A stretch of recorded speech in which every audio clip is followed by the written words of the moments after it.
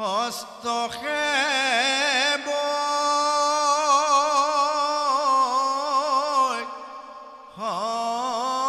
হস্তল সপ্তমে অষ্টমে কৰ অকমল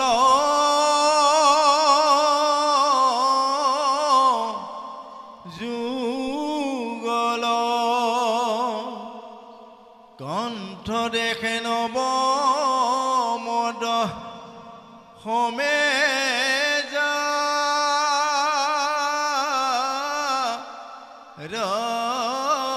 তুণ্ড একাদশে ললা তদা দশে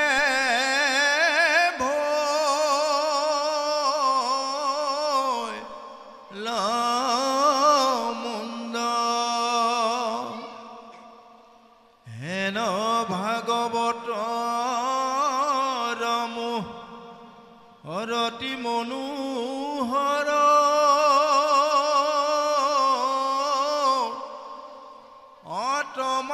অতমাল সদেশ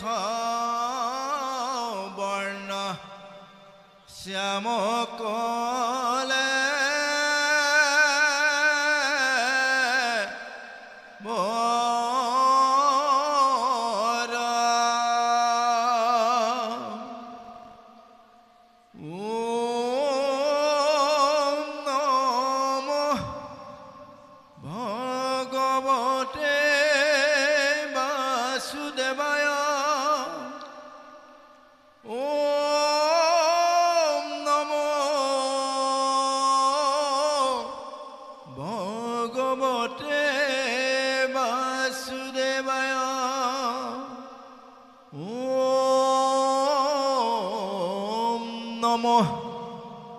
ভগৱতে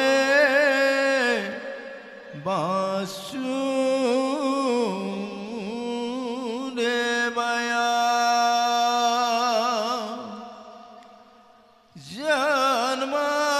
জন্মাদ্যাস্য যতু হনৰাদিত স্বাৰ্থে ভিগস্বৰাত ত্ৰেণে ব্ৰহ্ম হৃদয় আদি কবয়ে মহন্তি যৎসুৰা ত্ৰেজ বাৰিমিদং যথা বিনিময় যত্ৰ তিস্ৰ গহমিষা দ্ৰানা শ্ৰেণ শ্ৰদা নিৰস্কুহকং চৈত্যং পৰং ধীমহে ধৰ্ম পূজিত কৈতু বহুতো পৰমুনি মৎসৰাণং সতাং বেদং বাস্তৱ মতু বস্তু শিৱদং তাপতৈনুল শ্ৰীমদ ভাগৱতে মনা মহামুনিকিতে কিংবা পৰেশ্বৰয় শ্ৰদ্ধু হৃদবধু হতে কৃতিভি সুচুবেৎসনা নিগম কল্পতৰু গলিতং ফলং সুক মুখামিত দৈৱ সংযুতম পিয়ত ভাগৱতং ৰসমলয়াং অমুৰহ ৰসিকা ভবে ভাবুকা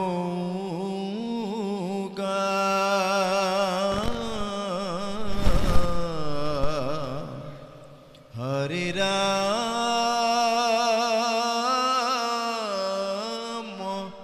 ৰাম ৰাম জয় কৃষ্ণ জয় জয়তে সাধু গুৰু বৈষ্ণৱ সকল আপোনালোকৰ চৰণত আমাৰ মাথা দুৱাই থাকক। আজি ভাগৱতৰ কোন খণ্ড কোন আখ্যান আপোনাসকলে শুনে আমাক আঙুলিয়াই দিয়ক, আমি আগুৱাই যাম।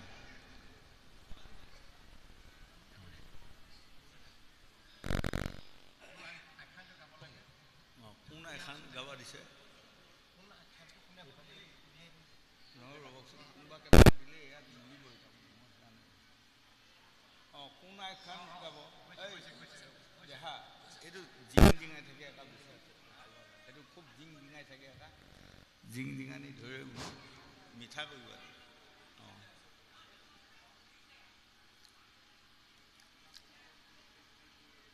কৃষ্ণ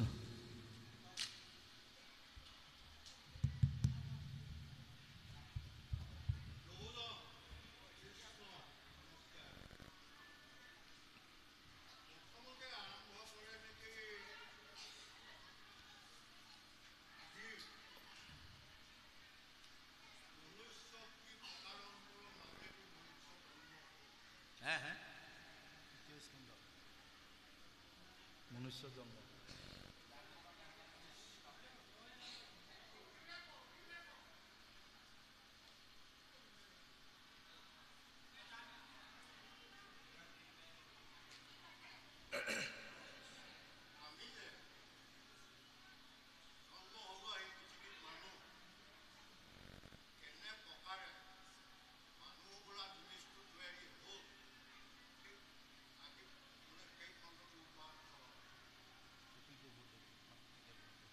সৃষ্টি বৰ্ণ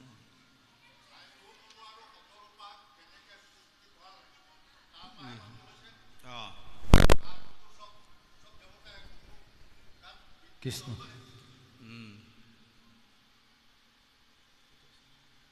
সেইখনত উলিয়াব ভাল সৃষ্টি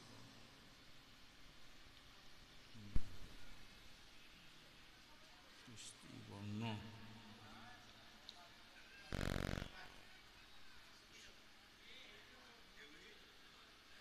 কপিলমুনি এখনটো গালিও সেইটো ওলাব কপিলমুনি ভক্তিযুক্ত গালি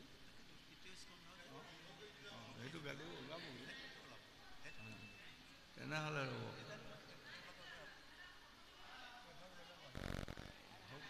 নাই সিহঁতে ভক্তিযোগ আছে মিলিবই আপুনি তাত 133 চৰ্চা এইখনত 152 133 বাপৰে বাপ এখন নোৱাৰিমে বুজিছে প্ৰভু ইয়াৰ গোটেই পাতৰ দিছেনে এইখনকে উলিয়াই ৰ'ব 133 নহয় 133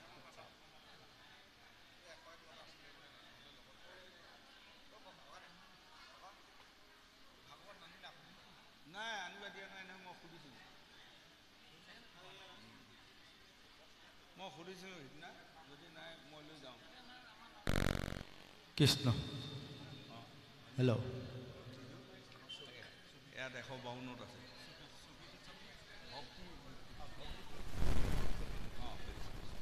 পৰম শ্ৰদ্ধাৰ হে সাধুগুৰু বৈষ্ণৱসকল ভাগৱতৰ 3য় স্কন্ধ ভক্তিযোগ আমি এই একখান ভাগ আপোনাৰ খবৰ আগত কীৰ্তন কৰিবৰ কাৰণে আগবাঢ়িছোঁ কৃষ্ণ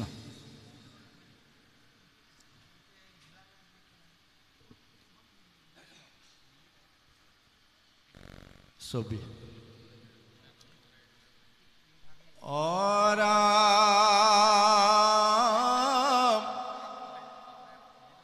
ভগৱন্ত নিগদতে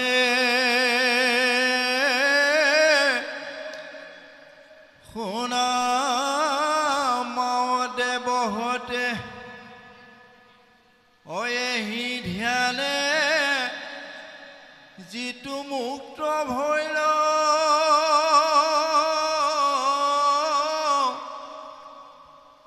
দেহা কোনে দেখে আৰু কিবা খে কিবা নাই কিবা আসনতে বহি ৰৈল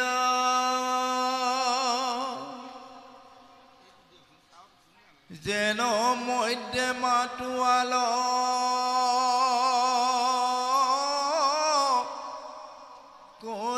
কটিৰ বস্তু কুশিটো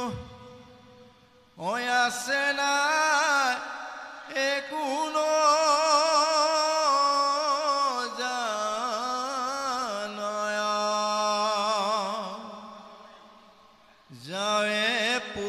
কৰ্ম থাকে তাৱে প্ৰাণ ইন্দ্ৰিয় সমেহ অদেহা পুনো নাখনো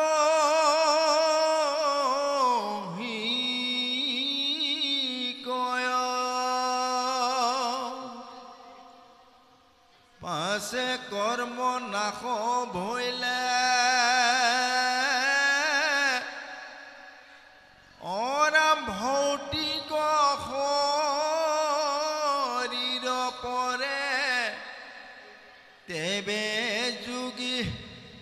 অব্ৰহ্মতমী লয় এৰাই সংসাৰ দুখ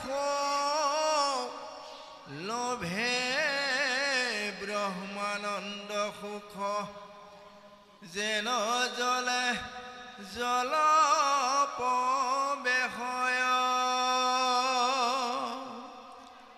এহি বুলি কি পাময়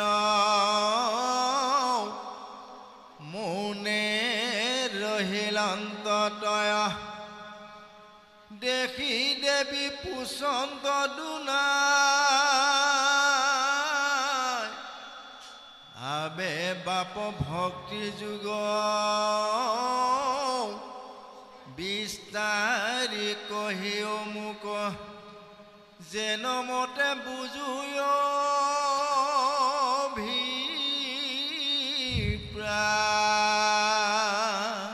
জয় কৃষ্ণ ওম শান্তাকাৰং ভুজংগ শয়ানং পদ্মনাভং সুৰেশং বিশ্বধাৰং গগন সদৃশং মেঘবৰ্ণং শুভাগমং লক্ষ্মীকান্তনম কমল নয়ন যোগীবি ধ্যান গম্যং বন্দে বিষ্ণু ভৱভয় হৰং সৰ্বলোকৈকনাথম আজি উৰাবাহী পুখুৰী পাৰ গাঁওখনত মহা হৰি মন্দিৰত মহাভাগৱত অনুষ্ঠানত সমবেত হোৱা সাধু গুৰু বৈষ্ণৱ ভকত ভকতনী যুৱক যুৱতী শিশু শিশুৰী সবাৰ পাৱদলি আমাৰ অধমৰ মাথাত থাকক আজি আমাৰ পৰম ভাগ্য যিসকল সদাশয় লোকে আমাক আমন্ত্ৰণ কৰি আনি আপোনালোকৰ পাৱধূলি লোৱা সুবিধাকণ দিলে সেইসকলক ঈশ্বৰে মংগল কৰক মনৰ বাঞ্ছা পূৰ্ণ কৰক আয়ুষত বিঘিনি শূন্য কৰক ঐশ্বৰ্য বিবুধি প্ৰদান কৰক আগলৈ এনেধৰণৰ মহান অনুষ্ঠান পাতি আমাৰ দৰে ভকতি দৰিদ্ৰ লোকসকলক ভক্তি তত্ত্বৰ দুটি জ্ঞান দিয়ক বুলি মই ভগৱানৰ ওচৰত প্ৰাৰ্থনা কৰিলোঁ আৰু আজি লগতে আপোনাসকলে জীৱ সৃষ্টি কেনেকৈ হ'ল বা কেনেধৰণে নাৰী পুৰুষক জ্ঞান বিজ্ঞান তদং ৰহস্য কপিল মুনিয়ে প্ৰদান কৰিলে এই আখ্যানটো আজি পাঠকে পঢ়ি গৈ আছে আমি অধমে তাৰে দুআষি আপোনাসকলৰ মাজত ভাঙনি কৰি যাম জানিবা অজানিতে যদি আমাৰ আগপিছ হয় আটাইকণ আপোনাসকলে শুধৰাই ল'ব কাৰণ কিয় শাস্ত্ৰই কৈছে হস্তিৰো পিছলে পাও সৰ্জনৰো বুৰে নাও আংক তুমি জানিবা সবাই সেই লোকসকল ডাঙৰ ডাঙৰ হাতীৰো কেতিয়াবা ভৰি পিছল খাই যায়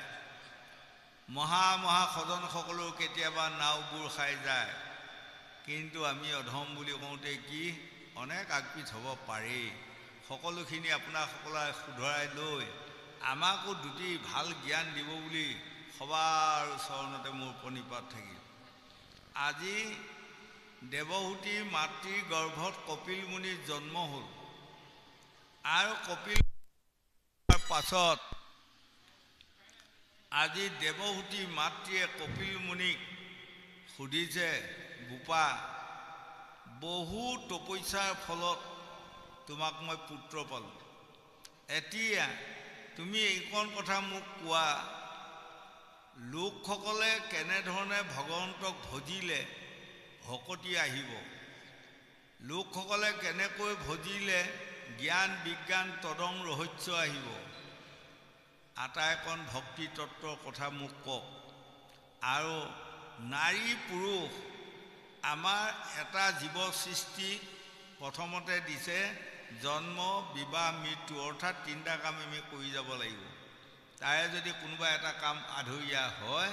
কৰা নহয় তেনেহ'লে আমি আত্মাক গতি দিব পৰাটো সম্ভৱ নহয় গতিকে ভূপা নাৰী আৰু পুৰুষে কেনেধৰণে লগ হ'লে কেনেধৰণে তেওঁলোকে সতি সন্তান তুলিলে গুণী হয় জ্ঞানী হয় শিক্ষিত হয় পণ্ডিত হয় আৰু কেনেভাৱে সতি সন্তান জন্ম দিয়ালে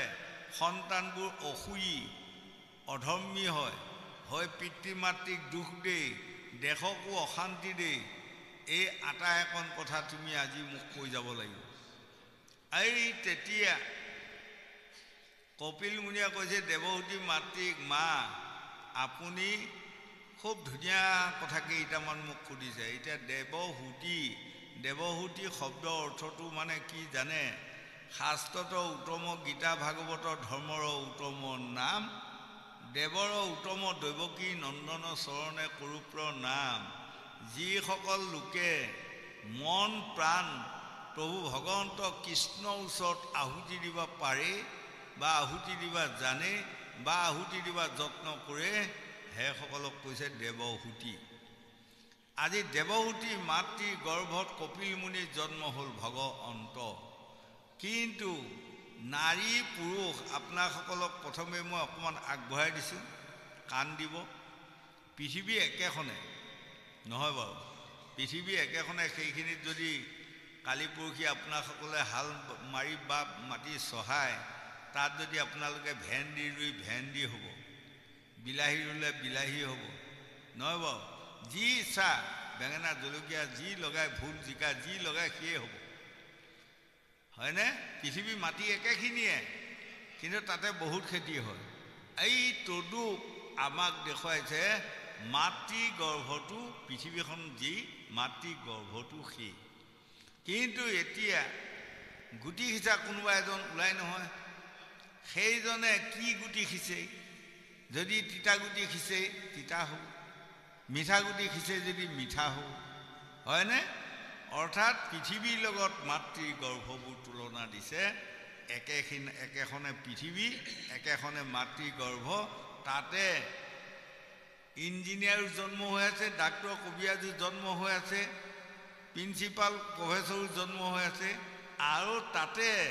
কোনোবা এগৰাকী গৰ্ভত চুৰু জন্ম হৈ আছে ততাই জন্ম হৈ আছে কোনোবা এগৰাকী গৰ্ভত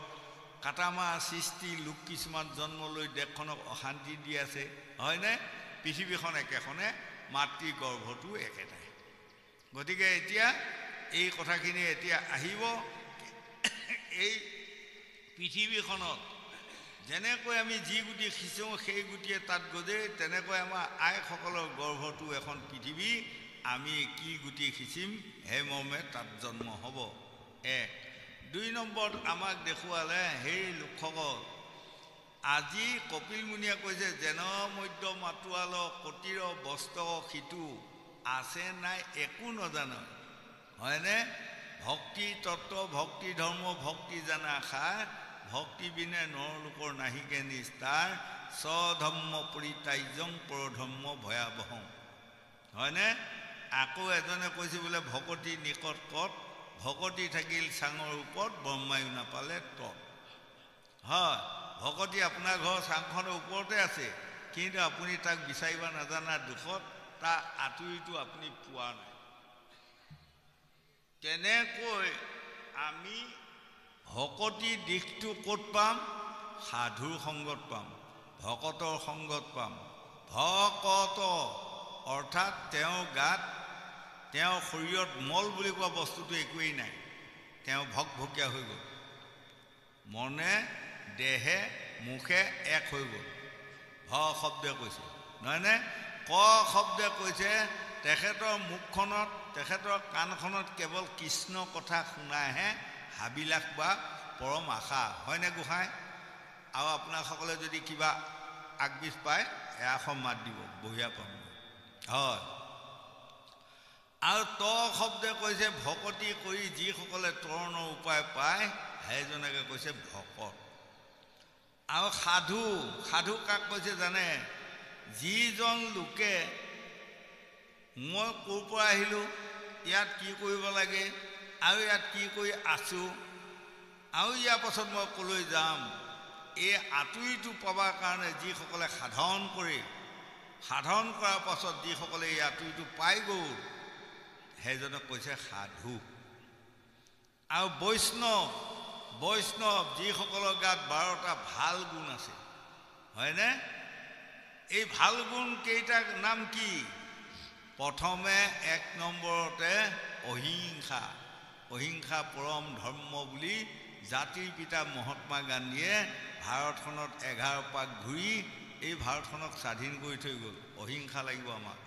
অহিংসা গুণ এটা। সমভাৱ এটা, 2 নম্বৰত সমভাৱ, 3 নম্বৰত পৰ উপকাৰ সাধন কৰা, 4 নম্বৰত নিৰাশ্ৰয়ক আশ্ৰয় দিয়া, হয়। 5 নম্বৰত পাৰিলে কাৰোবাৰ উপকাৰ কৰা, নোৱাৰিলে অপকাৰো নকৰিবা, হয়। 6 নম্বৰত পিতৃ মাতৃক মানিবা যত্ন কৰা। 7 নম্বৰত বিয়া বাৰু কৰাৰ পাছত এজন পুৰুষে নিজৰ পত্নীগৰাকীক দেৱী ৰূপে সম্ভাষণ জনাব শিকা। আৰু এজনী ছোৱালীয়ে এটা ল'ৰাক বিয়া সোমোৱাৰ লগে লগে ইন্দ্ৰ আদি দেৱতাসকলক পূজা কৰি যি ফল পাম, মোৰ স্বামীক পূজা কৰিলে সেই ফল পাম, এইকণ কথা গুণ বিচাৰি লোৱা, হয়নে? তাৰ পাছত মই পিতৃ মাতৃ ঘৰত থাকোঁতে যি আছিলোঁ, এতিয়া আই বোপাই যেতিয়া বিয়া দিল, এই শহুৰেই মোৰ হ'ল দেউতা, শাহুৱে হ'ল মোৰ মাতৃ, এইসকলক পূজা কৰিব পাৰিলে, এই দুইজনক মই সন্তুষ্ট কৰিব পাৰিলে মই 18টা জন্ম সৌভাগ্যৱতী হ'ব পাৰিম, তেওঁ জানি গ'ল, হয়নে? এনেধৰণে যাওঁতে 12টা গুণ। এই 12টা গুণ যিজনৰ গাত আছে সেইজনকে কৈছে বৈষ্ণৱ, হয়। আৰু মহন্ত মানে যিজন মানুহৰ গাত মোহ নাই। আমাৰ গীতাত অৰ্জুনক কৃষ্ণই কৈছে নহয়, যেনেকৈ এটোপোলা মাটি আৰু এটোপোলা সোণ, যিজন প্ৰকৃত মহন্ত তেওঁ পৰৰ সোণ পৰৰ মাটি একেই দেখে, তেওঁ লোভ নকৰে। কিন্তু যদি মোহ কৰা মানুহ হয় তেনেহ'লে দৌৰি যায় তাক আক্ৰমণ কৰিবগৈ, হয়নে? সেইটোকে কৈছে মোহ ত্যাগ দিব পাৰি, সেইজনক কৈছে মহন্ত। গতিকে ইয়াৰ পাছত বাৰু বহুত কথা ওলাব। এয়াই হ'ল এৰায়া সংসাৰৰ দুখ, লভে ব্ৰহ্মাণ দৰ সুখ, যেন জলে প্ৰৱেশ হয়, তেতিয়া সেইজন মানুহে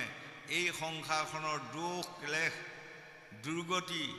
অশান্তি আটাইৰ পৰা 3টা তাপৰ পৰা তেওঁ নিষ্ঠা পাব। তাপ কেইটা? 3টা। এটা হ'ল আদি দৈবিক তাপ, 2 নম্বৰত হ'ল আদি ভৌতিক তাপ, 3 নম্বৰত হ'ল আধ্যাত্মিক তাপ। এই 3টা তাপেই আমাক সদায় খুলি খাই আছে, মনত ৰাখিব, হয়। যেতিয়া এই 3টা তাপৰ পৰা আমি নিষ্ঠা পাম, সেইদিনাই আমি হাত মেলি স্বৰ্গ পাম বুলি ভাগৱতে আমাক বুজাই আছে। গোবিন্দ।